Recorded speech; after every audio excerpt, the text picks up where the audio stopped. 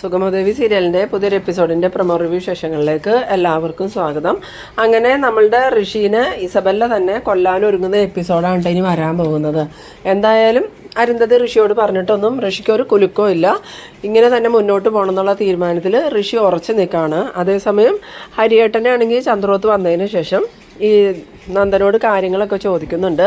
ആ സമയത്ത് ഋഷിയെ കണ്ടത് എങ്ങനെയാണെന്ന് ചോദിക്കുമ്പം നന്ദൻ പറയുന്നുണ്ട്, കെവിനും ഞാനും കൂടിയും ഋഷിയെ കാണാനായിട്ട് പോയതാണ്, അപ്പോൾ വഴിക്ക് വെച്ച് കണ്ടതാന്ന് പറയുമ്പം യാദൃശികമായിട്ടാണോ കണ്ടതെന്ന് ചോദിക്കുമ്പം അല്ല, മനഃപൂർവ്വം ഞങ്ങൾ കാണാൻ പോയപ്പോൾ കണ്ടതാ അങ്കിളേന്ന് പറയുന്നു. അന്നേരം ചോദിക്കേണ്ട എന്നിട്ട് എന്താ സംഭവിച്ചതെന്ന് ചോദിക്കുമ്പം ഋഷിയോട് ഇനി അമ്മയെ ശല്യം ചെയ്യരുതെന്നും അമ്മയെ ശല്യം ചെയ്താൽ ഞാൻ വെറുതെ വിടില്ല എന്നൊക്കെ പറഞ്ഞ സമയത്ത് ഋഷി എന്നോട് മോശമായി പെരുമാറി. അന്നേരം ഞാൻ അവനെ ഒന്ന് തല്ലി. അപ്പോൾ അവൻ്റെ ബോധം പോയ സമയത്ത് പിന്നെ നീ എന്താ ചെയ്തതെന്ന് ചോദിക്കുന്ന സമയത്ത് നന്ദൻ പറയുന്നുണ്ട്, ഞാൻ കെവിനോട് പറഞ്ഞു നമുക്ക് പിന്നെ ഹോസ്പിറ്റലിൽ കൊണ്ടുപോകാമെന്ന്. അപ്പോൾ കെവിനാ പറഞ്ഞ് ഹോസ്പിറ്റലിൽ കൊണ്ടുപോയാൽ പ്രശ്നമാവും, പിന്നെ അതിൻ്റെ പുറകെ നടക്കേണ്ടി വരും. എന്തായാലും എനിക്കിവിടെ ആളൊഴിഞ്ഞൊരു വീടുണ്ട്, അവിടെ കൊണ്ടുപോയി കിടത്തിയിട്ട് ബോധം തെളിയുമ്പോൾ നമുക്ക് തിരിച്ചു വിടാമെന്നും പറഞ്ഞ് കെവിൻ നിർബന്ധിച്ചിട്ട് അവൻ്റെ ഒരു പഴയ വീട്ടിലേക്ക് ഈ ഋഷിയെ കൊണ്ടുപോയത്. അപ്പോൾ ഈ ഋഷി കൊല്ലപ്പെട്ട വിവരം നന്ദനല്ലാതെ വേറെ ആർക്കൊക്കെ അറിയാമെന്ന് ചോദിക്കുമ്പം കെവിനും ഇസബെല്ലയ്ക്കും അറിയാമെന്ന് പറയണു. എന്നിട്ട് ഇനി ബാക്കി നടന്ന കാര്യങ്ങൾ പറയാമെന്ന് പറയുമ്പം ഇതൊക്കെ കേട്ട് നിൽക്കണ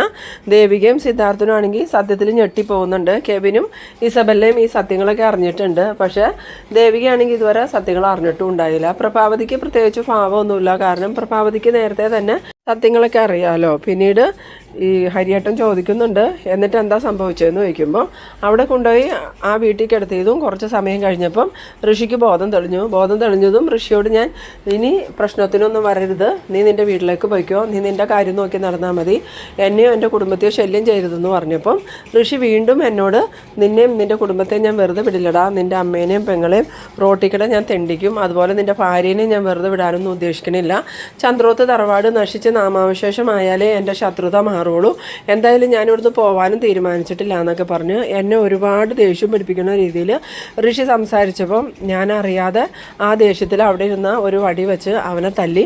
ആ സെക്കൻഡിൽ അവൻ്റെ ബോധം പോയി. അവനൊക്കെയാണെങ്കിൽ എപ്പോഴും ശ്വാസം മുട്ടും പ്രശ്നങ്ങളൊക്കെ ഉള്ളതായിരുന്നു. അതുകൊണ്ട് തന്നെ അവൻ പെട്ടെന്ന് ശ്വാസം കിട്ടാതെ ബോധം കെട്ട് വീണു. ആ സമയത്ത് ഹരിയങ്കിൾ ചോദിക്കുന്നുണ്ട്, ആ സമയം തന്നെ ഋഷി മരിച്ചോന്ന് ചോദിക്കുമ്പം ഇല്ലെങ്കിലേ അപ്പം അവൻ മരിച്ചൊന്നുമില്ല, ഞാൻ നോക്കിയതാ, അപ്പം അവന് ജീവനുണ്ടായിരുന്നു, എന്നിട്ട് എന്താ നിങ്ങൾ ഹോസ്പിറ്റലിൽ കൊണ്ടുപോകാതിരുന്നതെന്ന് ചോദിക്കുമ്പോൾ ഞാൻ കെവിനോട് ഒരുപാട് പ്രാവശ്യം പറഞ്ഞതാ അവനെ ഹോസ്പിറ്റലിൽ കൊണ്ടുപോകാമെന്ന്. ആസ്പത്രിയിൽ കൊണ്ടുപോയാൽ കേസും പ്രശ്നമൊക്കെ ആവുമെന്നും പറഞ്ഞ് കെവിന് അതിനെ എതിർത്തത്. എന്നിട്ട് പിന്നെ നീ എന്താ ചെയ്തതെന്ന് ചോദിക്കുമ്പം എന്നെ കെവിൻ നിർബന്ധിച്ച് അവിടെ നിന്ന് വീട്ടിലോട്ട് പറഞ്ഞു വിട്ടു, അവിടുത്തെ കാര്യങ്ങളൊക്കെ കെവിൻ തന്നെ നോക്കിക്കോളാന്നാണ് പറഞ്ഞ്.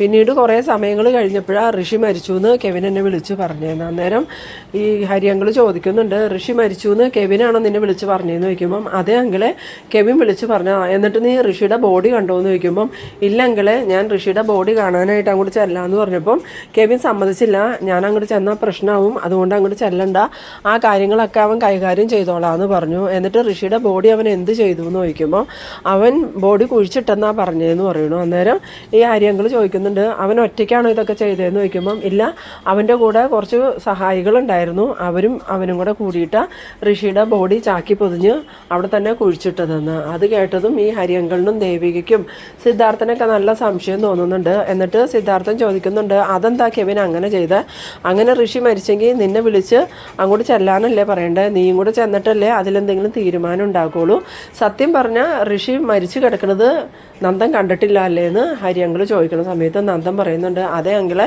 ഋഷി മരിച്ചതായിട്ട് ഞാൻ കണ്ടിട്ടില്ല, ഞാൻ അവിടുന്ന് പോരുമ്പം ഋഷിക്ക് ജീവനുണ്ടായിരുന്നു, പിന്നെ എങ്ങനെയാണ് നീ ഉറപ്പിച്ച് നിൻ്റെ കൈ കൊണ്ടാണ് ഋഷി മരിച്ചതെന്നും അഥവാ ഋഷി മരിച്ചിട്ടുണ്ടെന്നും എന്താ ഉറപ്പെന്ന് ചോദിക്കുമ്പോൾ നന്ദൻ പറയുന്നുണ്ട്, പിന്നെ ഋഷി മരിക്കാതെ ഋഷി ഇവിടെയെങ്കിലും ഇല്ലല്ലോ, ഋഷിയുടെ വീട്ടിലും ഇല്ല, ഋഷി മരിച്ച അങ്കിളെ, ഞാൻ പറഞ്ഞത് സത്യ, ഋഷി എൻ്റെ കൈ കൊണ്ട് തന്നെയാണ് മരിച്ചതെന്ന് പറയുമ്പം ഹരിയങ്കിൾ പറയുന്നുണ്ട്, സിദ്ധു ഇതിലെന്തൊക്കെയോ അപാകതകളുണ്ട്, ഇവൻ പറയണത് സത്യമായിരിക്കും, പക്ഷേ ഇതിൻ്റെ ഇടയിൽ എന്തൊക്കെയോ കള്ളത്തരങ്ങൾ നടന്നിട്ടുണ്ട്, അല്ലെങ്കിൽ പിന്നെ ഇവൻ ഋഷിയെ ആസ്പത്രിയിൽ കൊണ്ടുപോകണമെന്ന് പറഞ്ഞപ്പം കെവിനൊക്കെ എന്തിനാ തടഞ്ഞത്.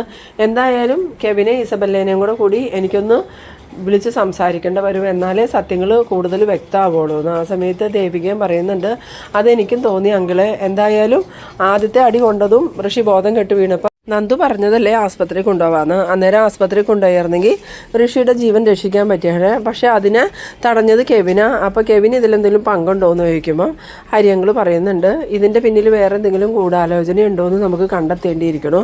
എന്തായാലും വരട്ടെ, കെവിനെ ഇസബല്ലേനെയൊക്കെ വിളിച്ച് നമുക്കൊന്ന് സംസാരിക്കണം എന്ന്. പിന്നീട് കാണിക്കുന്നത് നമ്മളുടെ ഇസബല്ലേനെയാണ്. ഇസബല്ലയാണെങ്കിൽ ആകെ ഇങ്ങനെ സമനില തെറ്റിയ പോലെ തന്നെയാണ് നിൽക്കണത്. എന്നിട്ട് പാപ്പൻ വന്നിട്ട് പറയുന്നുണ്ട് എന്തായാലും ഈ കേസ് നിയമപരമായി മുന്നോട്ട് പോയിട്ടുണ്ടെങ്കിൽ നീയും കെവിനും പെടും, അതുകൊണ്ട് നിങ്ങൾ സൂക്ഷിച്ച് നിന്നോ. അതുമാത്രമല്ല ഋഷി ഇപ്പം ജീവിച്ചിരിക്കുന്ന കാര്യം നന്ദനോ കുടുംബത്തിനോ അറിയില്ല. എന്തായാലും ഈ കേസന്വേഷണം പുരോഗമിക്കുമ്പം ഋഷി ജീവിച്ചിരിക്കുന്നുണ്ടെന്നുള്ള സത്യം പോലീസിനൊക്കെ മനസ്സിലാവും. അതോടുകൂടി ഋഷി നിങ്ങളും പെടും. അതിനു മുമ്പ് എത്രയും പെട്ടെന്ന് ഈ പ്രശ്നങ്ങളൊക്കെ പറഞ്ഞ് സോൾവ് ചെയ്യണം. ഇനിയിപ്പോൾ ഋഷി മരിച്ചിട്ടില്ല എന്നുള്ള സത്യം നന്ദനോടും വീട്ടുകാരോടും പറയല്ലാതെ നമ്മുടെ മുന്നിൽ വേറെ മാർഗ്ഗമൊന്നുമില്ല എന്ന് പറയുമ്പം ഇസബല്ലയ്ക്കാണെങ്കിൽ ആകെ ദേഷ്യം കയറിയിട്ട് ഇസബല്ല പറയുന്നുണ്ട് ഞാൻ ഒരിക്കലും സമ്മതിക്കില്ല പാപ്പ. എന്തായാലും ഋഷിനെ കൊന്ന കേസിൽ നന്ദൻ ജയിലിൽ പോയാലും കുഴപ്പമില്ല. ദേവികയും അവനുമായിട്ട് ഇനി സന്തോഷത്തോടു കൂടി ജീവിക്കാൻ ഞാൻ അനുവദിക്കൂല. അതിന് വേണ്ടിയിട്ടല്ല ഞാനിപ്പോൾ ഇത്രയും നാൾ കാത്തിരുന്ന് ഇങ്ങോട്ട് വന്നത്. നന്ദൻ്റെ കൂടെ എനിക്ക് ജീവിക്കാൻ വേണ്ടിയിട്ടാണ്. ഇനിയിപ്പോൾ അതൊന്നും നടന്നില്ലെങ്കിൽ ദേവികയും നന്ദനുമായിട്ട് ഒരുമിച്ച് ജീവിക്കണ്ട, നന്ദൻ ജയിലിൽ പോയി കിടക്കട്ടെ. അതിന് വേണ്ടിയിട്ട് എന്നെ കൊണ്ട് എന്ത് ചെയ്യാൻ പറ്റുമോ അതൊക്കെ ഞാൻ ചെയ്യുമെന്ന് പറയുമ്പം പാപ്പൻ പറയുന്നുണ്ട് ബെല്ല നീ ആവശ്യമില്ലാത്തതിന് പോകരുത്.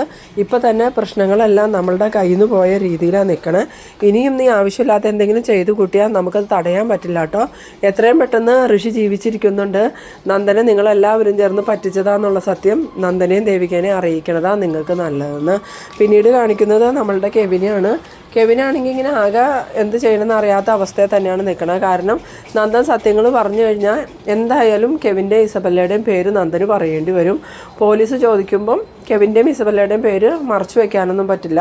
അങ്ങനെ കെവിൻ്റെ പേര് പറഞ്ഞു കഴിഞ്ഞാൽ എന്തായാലും പോലീസ് കെവിനെ വിളിച്ച് ചോദ്യം ചെയ്യും. അതുമാത്രമല്ല ഈ ഋഷി കൊല്ലപ്പെട്ടു എന്ന് പറഞ്ഞാൽ മാത്രം പോരല്ലോ, അതിന് തെളിവ് വേണ്ടേ, ഋഷിയുടെ ബോഡി കിട്ടണം.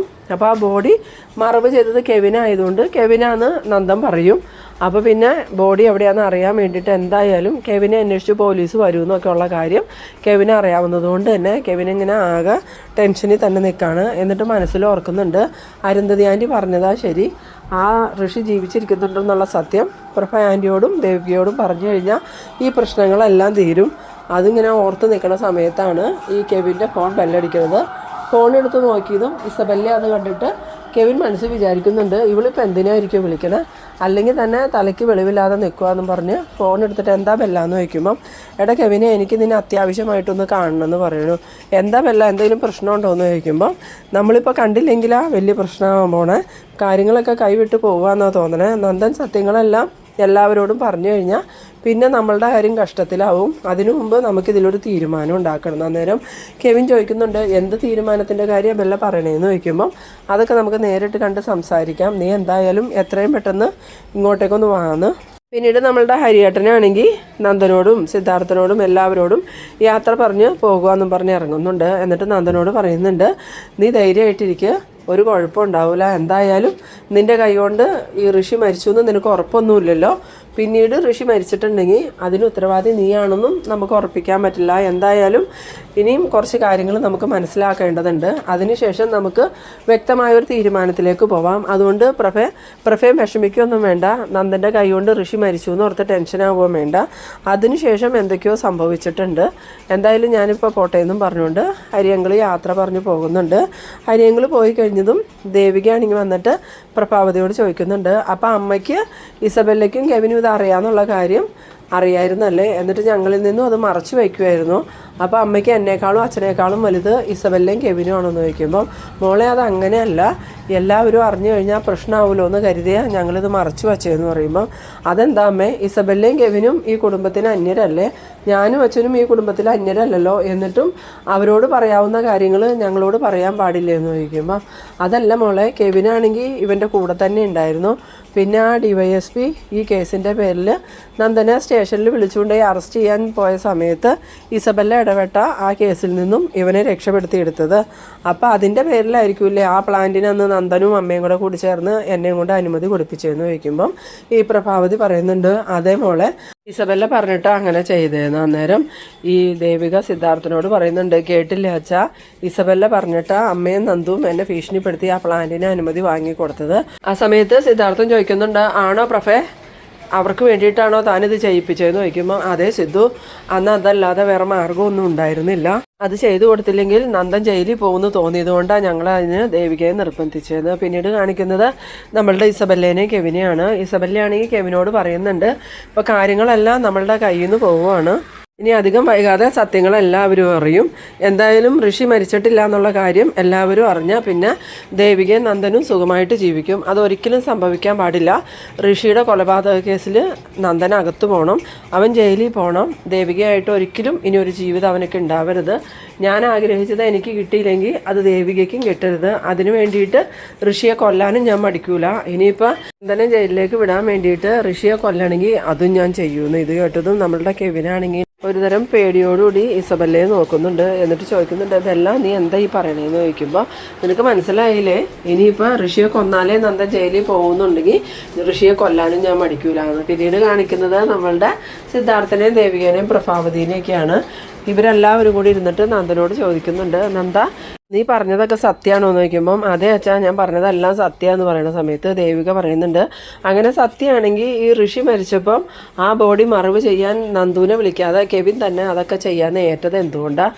ഇതൊന്നും എനിക്ക് അത്രയ്ക്ക് അങ്ങോട്ട് വിശ്വസിക്കാൻ പറ്റണില്ല അച്ഛാന്ന്. അത് കേട്ടതും സിദ്ധാർത്ഥനും അത് സത്യമാണെന്ന് തോന്നുന്നുണ്ട്. എന്നിട്ട് സിദ്ധാർത്ഥൻ പറയുന്നുണ്ട്, മോള് പറഞ്ഞത് ശരിയാ, ഇവൻ പറഞ്ഞത് വെച്ച് നോക്കുമ്പം ഇതൊന്നും അങ്ങോട്ട് വിശ്വസിക്കാൻ പറ്റണില്ല എന്ന്. അങ്ങനെ സിദ്ധാർത്ഥൻ പറഞ്ഞുകൊണ്ടിരിക്കുന്ന ആ ഒരു സീനിലാണ് ഈ എപ്പിസോഡ് അവസാനിക്കുന്നത്. എന്തായാലും ഇനി വരുന്ന എപ്പിസോഡുകളിൽ തന്നെ ഈ ഋഷി ജീവിച്ചിരിക്കുന്നുണ്ടെന്നും കെവിനും ഇസബല്ലയും കൂടി നന്ദനെ ചതിക്കുമായിരുന്നു എന്നുള്ള സത്യങ്ങളെല്ലാം നന്ദൻ മനസ്സിലാക്കുന്ന എപ്പിസോഡ് തന്നെയാണ് വരാൻ പോകുന്നത്.